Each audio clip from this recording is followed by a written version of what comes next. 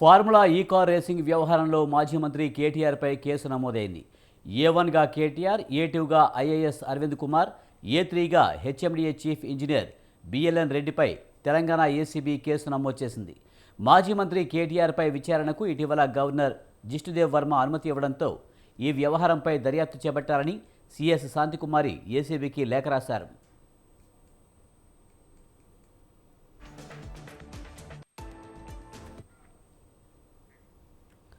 Formula race పూర్వాపరాలు, అనుమతి లేకుండానే HMDA ఒప్పందం చేసుకోవడం, ఆర్బీఐ అనుమతి లేకుండా 46 కోట్ల మేర విదేశీ కరెన్సీ చెల్లించడం వంటి వ్యవహారాలపై పురపాలక శాఖ ముఖ్య కార్యదర్శి ఫిర్యాదు మేరకు ఏసీబీ ఇప్పటికే కేసు నమోదు చేసింది.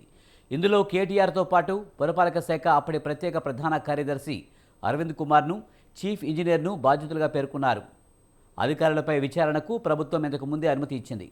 కేటీఆర్పై కేసు నమోదుకు గవర్నర్ నుంచి అనుమతి కోరగా సుమారు నెల రోజుల తర్వాత ఇటీవల అనుమతి లభించింది.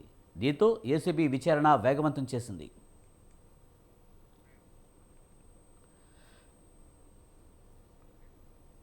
నాలుగు సెక్షన్లు నాన్ బెయిలబుల్ కేసులు పెట్టిన ఏసీబీ అధికారులు ఏ1గా కేటీఆర్, ఏ2గా అరవింద్ కుమార్, ఏ3గా బిఎల్ఎన్ రెడ్డి పేర్లను చేర్చారు.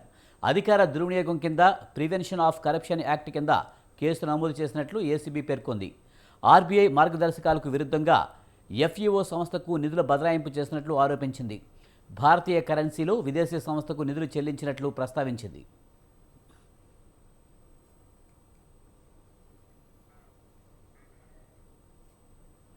మరోవైపు ఈ ఫార్ములా కేసులో కేటీఆర్ను ఏ1గా చేర్చడంపై హరీష్ రావు స్పందించారు. కేటీఆర్పై కేసు పెట్టడాన్ని ఆయన ఖండించారు. ప్రశ్నిస్తే దబాయిస్తున్నారని, అక్రమ కేసులు పెడుతున్నారని మండిపడ్డారు. రాష్ట్ర ఇమేజ్ కోసం ప్రయత్నిస్తే కేసులు పెడుతున్నారని ఆరోపించారు. కేటీఆర్పై అన్యాయంగా ఎఫ్ఐఆర్ నమోదు చేశారని అన్నారు. ఈ అంశంపై అసెంబ్లీలో చర్చ జరపాలని స్పీకర్కు లేఖ రాశారు.